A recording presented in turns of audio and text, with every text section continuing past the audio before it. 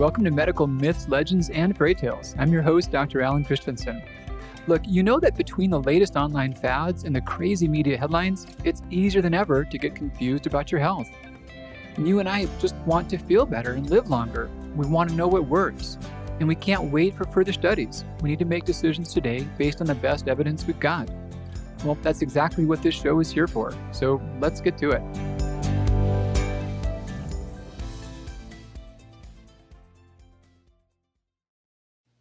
Hey, Dr. C with you. I'm really excited to share this topic with you. I hope you really listen to this and take it to heart. Now, got to tell you, there's going to be some ideas here that are extremely counterintuitive and might seem hard to grasp, but they're based in really solid evidence.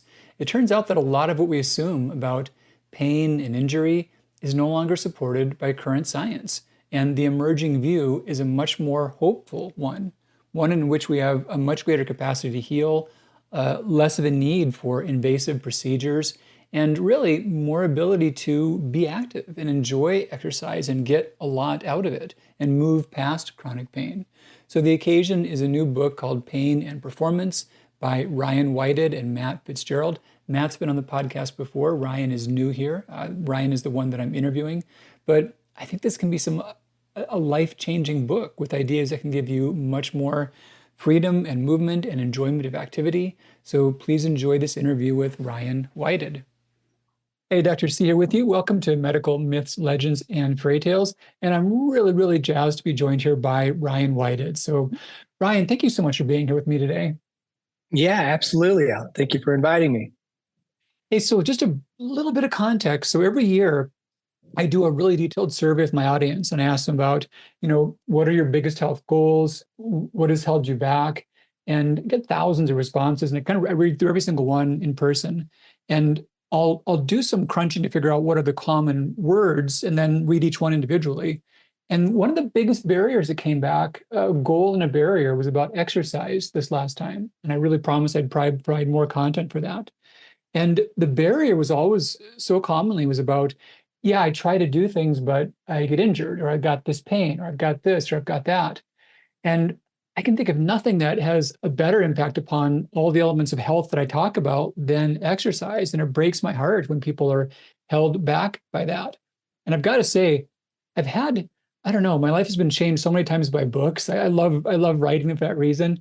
And yours has been amongst the top most life-changing ones that I've read. It's huge. And I really want to share that message with others. Well, I'm super glad to hear that.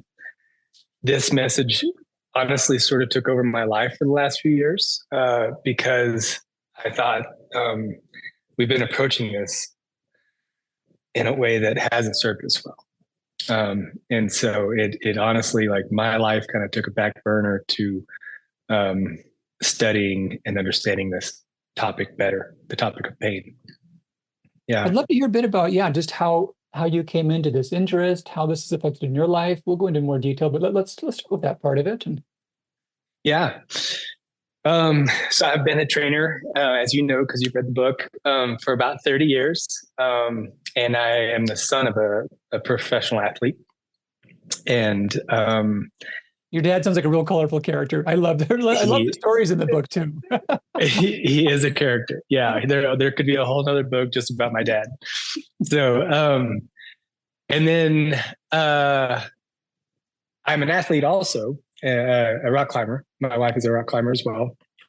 And I went through a series of injuries that really stumped some of the specialists out there. And that is really what set me up to obsess. And then I launched in to try to understand everything I could about biomechanics because I thought that held the answer to, any sort of pain experience that I might go through, or anybody that was trusting me with their health, working with athletes and other folks.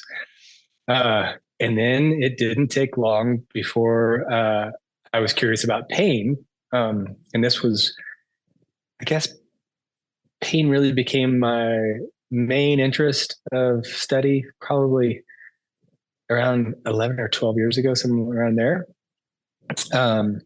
And the curtain began to fall, so to speak, around musculoskeletal treatment.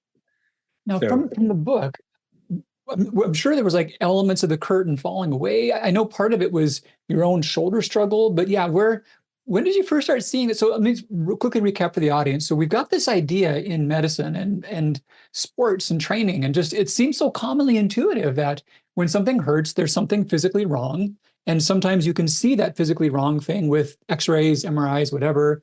And until that thing is better, that the pain will persist. And the pain correlates to that physical thing that is wrong. And that if there's bad enough pain, there's something that's physically damaged there. It just seems so intuitive. So yeah, tell me about how that the veil started to fall away. Well, we see this all the time. It hides in plain sight, so to speak. Like we can get bruises mysteriously. I've worked with several people that have had, significant tissue damage and not realized it until later. So it kind of hides in plain sight all the time. But when we have pain that lasts a little while, we need a way of explaining it. And culturally, how we've been conditioned to explain it is through the state of our tissue. That is what we think is a one-to-one correlation of pain. That clearly something is wrong, and that is why I'm in so much pain. But come to find out, that is just not how it works. And I saw a lot of people, a lot of the folks that I work with now have gone through the therapy route, and tried to address the tissue in every way they can, but to no avail. And it strings them along and keeps them from exercising because a lot of folks think, oh, if it hurts, obviously I'm doing damage. And so then their lives are affected. There's something called biographical suspension. So you no longer play with your kids. I've worked with folks that started skipping like ski retreats and things like that with friends because they think, oh, my knees just can't do that. I'm hurting them when I'm skiing. And so you end up living on an island, which is absolutely going to lead to some other problems, and we know that, psychologically, if you feel like you're on an island, it can increase your pain experiences as well. So how we've treated this is so backwards that it honestly took over my life a little bit. The book, I realized it felt like once it went to press and was out on, you could buy it somewhere. I honestly had like a sense of like a big breath of, oh, I feel like I can almost move on now. Yeah. Yeah. Well, that's when you're just diving in. That's when you got a couple of years of work to put the message out to make the book visible. I think you're probably right. I'll talk more about this, but one of the actions that I'm going to recommend to everyone listening is get the book. This is Pain. I got the image right in front of me here. This is Pain Plus Performance. Ryan Whited and Matt Fitzgerald. Matt's someone I've followed and talked to before, interviewed before. So excellent resource. And honestly, this is going to be a bizarre thing for you and the audience to hear, but the book itself, just reading through it, it's by itself, it kind of reprograms how your mind works and how you experience your pain and how you interact with it. So obviously there can be more to things than reading a book, but you'd be amazed how far that might go towards your path to recovery. You are 100% right. And honestly, it almost chokes me up a little bit to hear anybody say that back to me, because I'm like, that is exactly what I was hoping for. So yeah.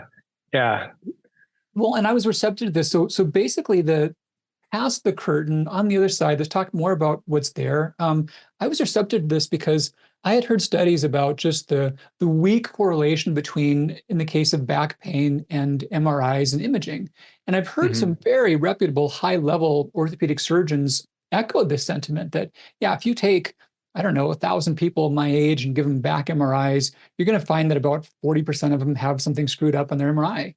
And if you then ask these 1,000 people, you'll find that maybe 10, 15% has debilitating back pain. But there's no real correlation. There's just as many people with debilitating back pain and pretty looking spines as there are people with horrible looking spines and no back pain. Yeah, there is a piece of research that I've cited quite a few times through some of these interviews.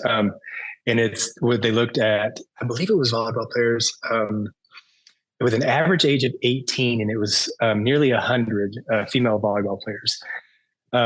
Nearly all of them had abnormalities in their spines. And I think a little over 62% had degenerative disc changes. I say that in quotations because we know that that's just spines are different. They were all asymptomatic, but if one of them had back pain and somebody had looked to explain it with structure, they would have been told, you have degenerative disc changes and you are 18 years old. And how would that affect somebody's life at that point, you know? So, and I hear these stories all the time. Yeah. Well, it's how it would affect them psychologically, their expectations, but then also what kind of procedures are lined up for, you know, what steps are being taken, if they're going to have invasive procedures or not, which can have more harm than good if they're not totally warranted. Absolutely.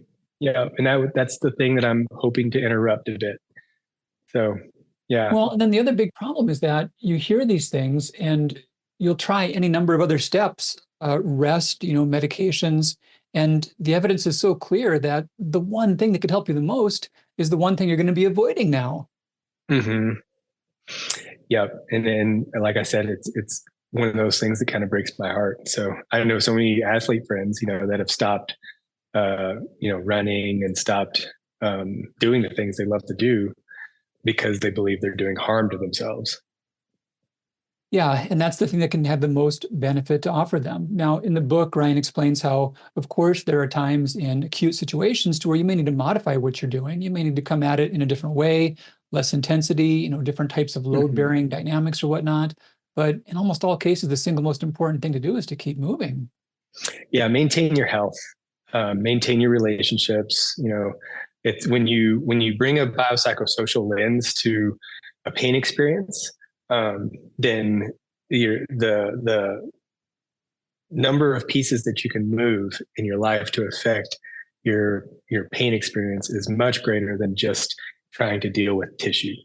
So the tissue-centric model that we've used to address pain is just a recipe for disaster.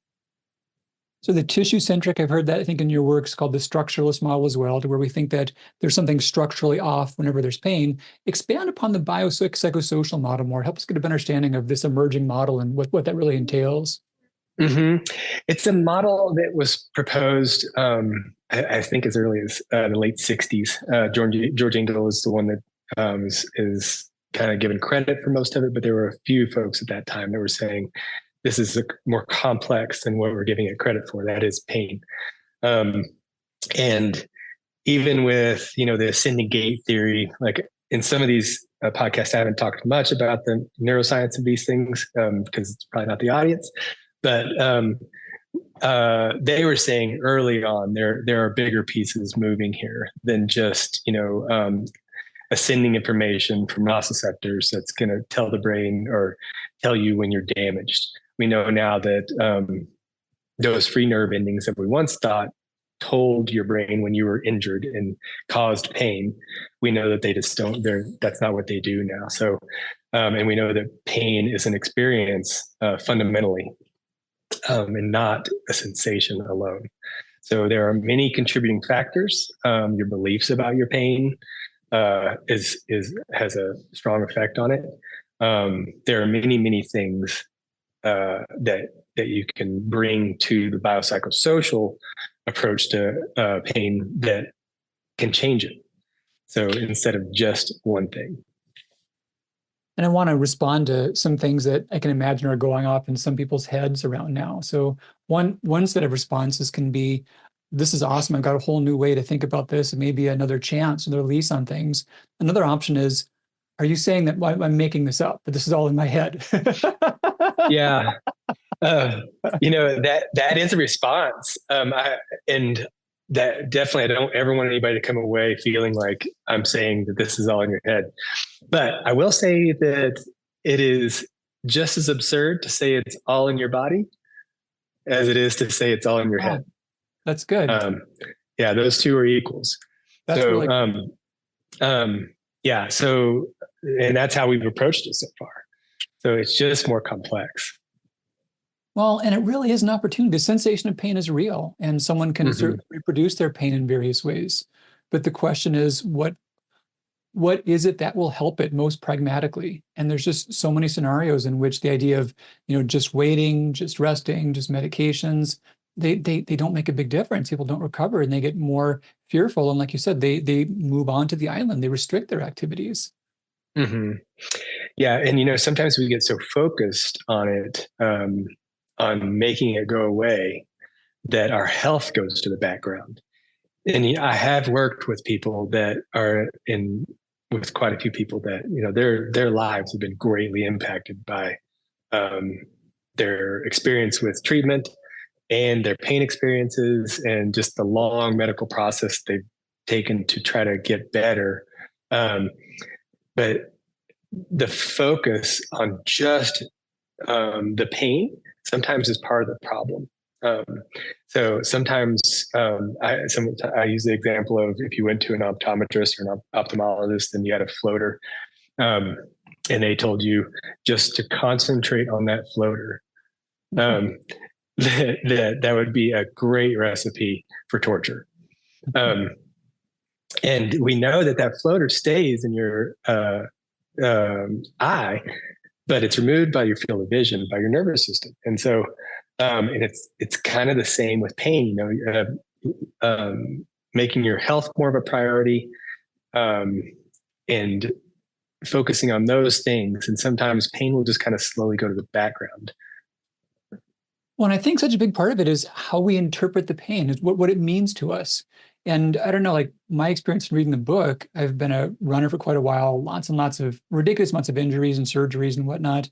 And I can make stories as to why they all made sense and stuff, but maybe they weren't as all necessary as I would have thought. But Yeah. when I felt pain before, what I would interpret it as would be a glimmer of a problem. And I would get very concerned about that because I would think about all the past times in which that glimmer emerged into something that was just, 9 out of 10, 10 out of 10, and just was disabling for long periods of time. And I would just have angst about, how much longer am I going to keep going in this training cycle? And how many months am I going to need for recovery this time? And this stuff would take off. And understanding, mind, body, being pretty aware of that, being pretty savvy about those things. But nonetheless, those things would really affect me strongly in retrospect. And once I started realizing that, these sensations, these pain experiences or these experiences were not necessarily emergent tissue damage. And it wasn't that something was about to snap or break. It wasn't that it was about to get worse, that these things can come and go. And I thought more about examples of times in which, things have come and gone. I had a pretty painful part of my arch last summer, and I thought that I was about to have to stop a training cycle. And I ended up doing a portaging trip with my son in the Boundary Waters and covered about like 50 miles in 5 days, carrying 100 pounds on portages and stuff. And it was painful then. But in the following weeks, I got back in my training cycle. And so I can think of a lot of, examples in which, no, whoever cried wolf, but nothing really happened. Really was nothing behind it. Yeah, it can be a very mysterious thing. So, and it can be fleeting and significant, or it can be persistent and significant. And it's just one of those things that's much fuzzier than what we've given it credit for, what we've recognized it as. So yeah. I want to talk a little more about solutions for people to know what they have access to. So the book gives a lot of good oversight. It also, you talk through about some exercises. You give some links to some various examples of exercises. But now you and your staff are also available for remote guidance. Is that still correct? Or? That is true. Yeah, and an interesting piece of research came out. I think it was, I forget where I saw it. I think it was on Physio Network, actually. But that telehealth has been shown at this point for musculoskeletal to be just as useful as in person. Wow. That was pretty recent. Wow. So, yeah. So people can use this that way. Connect with you all and work and sort through problems. And, and I had thought too, one thing that you did dispel in the book, I had been aware about the disconnect between imaging and pathology, but I think I had heard some things about, the relative accuracy or merits of various physical exam procedures or whatnot, but I had no idea how weak they really were. If you have a pain, you expect if you're not going to get a picture taken, you're at least expecting the doctor to move this and ask if this hurts or if that hurts. But those things aren't a big value either, right? No, it's when people come to work with us now, sometimes they're surprised that we don't really do much assessments. And the reason for that is because there's very little value in them. So what's used in an intake form is usually a conversational thing with us. We sit down with, we have the luxury of doing that for one thing with people. So we can sit down, ask, what brought you here today? And that's the most valuable thing. Taking you through, highlighting your problems, your physical problems is not the best way to start a program. Like, oh yeah, you're deficient here, and this leg is a different length than this leg, and those kinds of things. And we know now that those things just don't hold any water. These lateral rotators are too weak. Totally. Yep. Yeah. So, and that's why you hurt. If you stand right enough, you'll stop being in pain. So, yeah.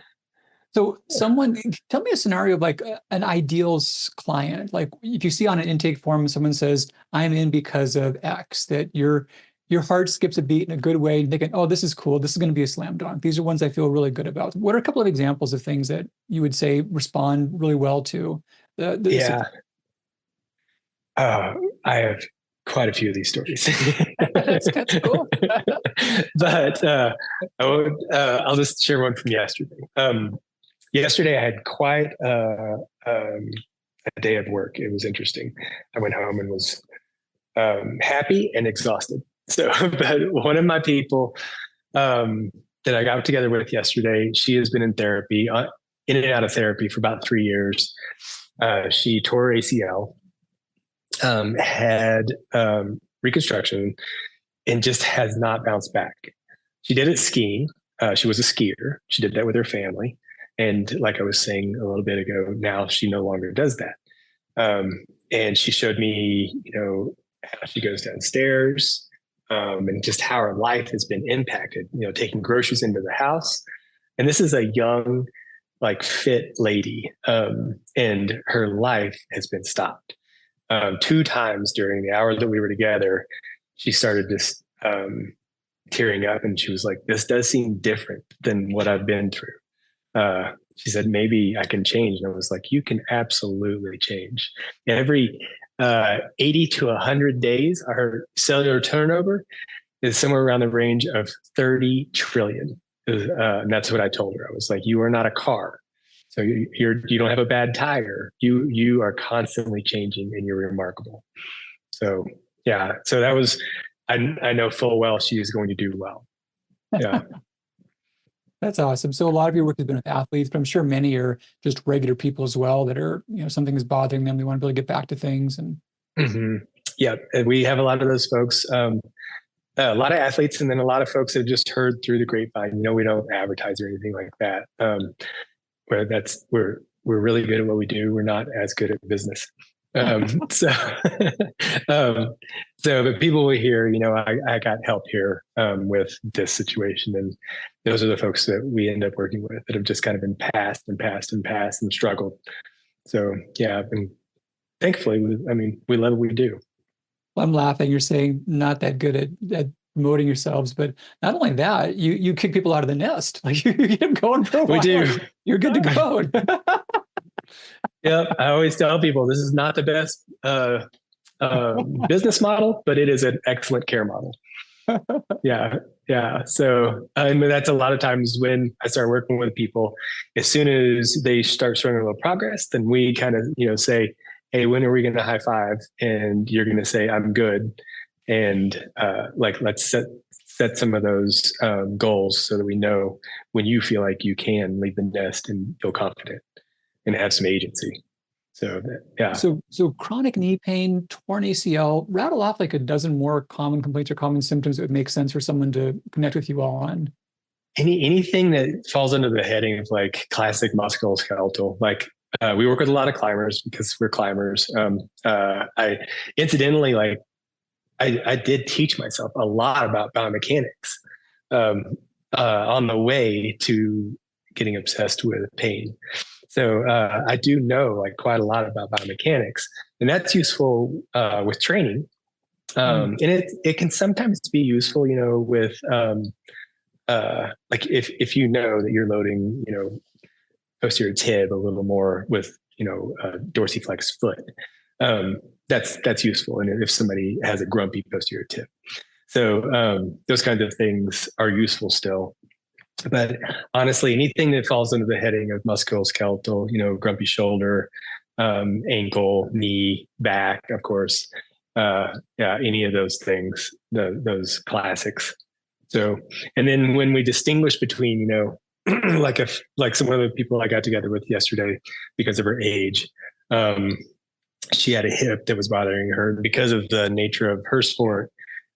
She's a swimmer and she's like in her 70s, and she had a hip that was pretty grumpy. And I was like, you know, I think we should maybe get a bone density scan done.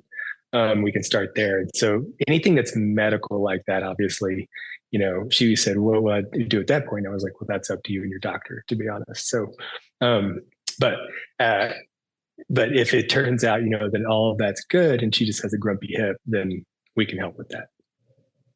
So I think in the book you differentiated traumatic injuries as being things that can be possibly different. You know, you fall down, a bone sticks out, and this could be a different scenario. Right. Yeah.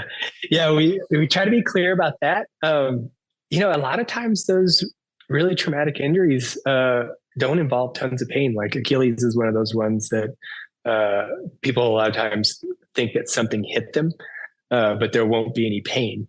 And then they'll go to take a step and, you know, that foot just won't work like they thought. So, and another climber I worked with, she had a pretty significant tear of her bicep, and then went to get it MRI'd, and they noticed that her other one had torn at some point, but she'd never noticed it. So, yeah. So sometimes, I mean, it's just really fuzzy like that. So, but obviously, I mean, there's a protocol to a lot of those things that, you know, where you follow that protocol for its loading progression and whatnot. Pain doesn't always follow that protocol, but the tissue does. Yeah. Yeah. No, I really wanted people to get the message about exercise being available and being an option. And if you've had pain before, don't think you're stuck with that. You know, I love your message about the cells turning over, the body renewing itself. You know, we're different people than we were a year ago in a very physical way. Everything's always coming and going. So yeah, if you felt that way, if you thought that age was a barrier, your hormonal health, your thyroid function, your cortisol, whatever, if you felt those things were barriers to exercise, but yeah, especially chronic pain patterns, the thyroid, the hormonal stuff, I'll say not barriers. I'll put that out there. I'll cover that part. I can talk more in detail, but basically, not barriers. Don't train too quickly than more than your body can accommodate. But yeah, no limits. But if you felt that pain was a limit, I just love you to really rethink that.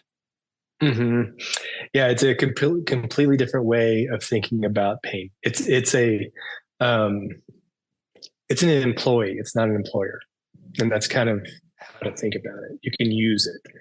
And, you know, that's how we adapted with it, you know, is we learned to use it. So, yeah, but we sort of gave it the authority it has in our culture. So, yeah. You know, you mentioned the story about the gal who just got started. Any recent ones that have been on the other end of that, where they've been kicked out of the nest recently? Any fun ones like that you got are top of mind? Or let's see, do I have somebody that I have high-fived with? And I had another skier, that he was actually pretty similar to her. He just was on the exiting end of it, that is back to skiing with his family.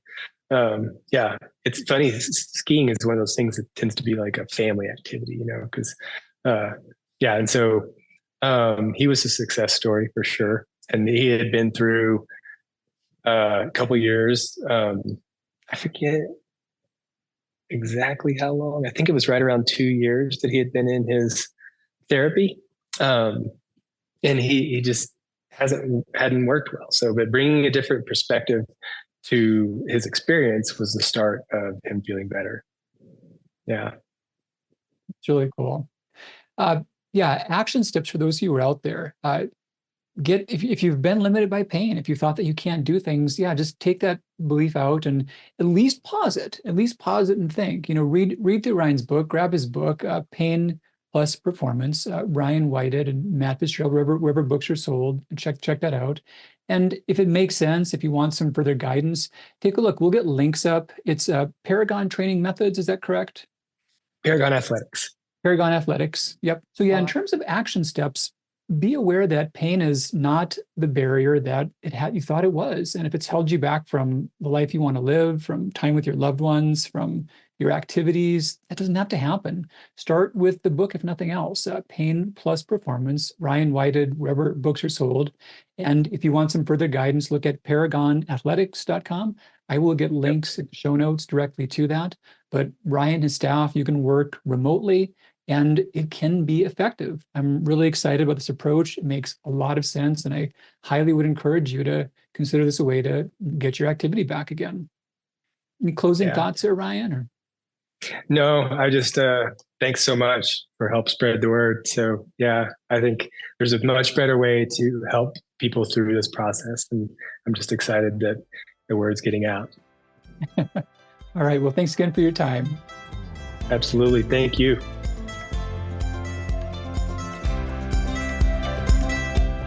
Hey, Dr. Christianson here. Thanks so much for joining me for another episode.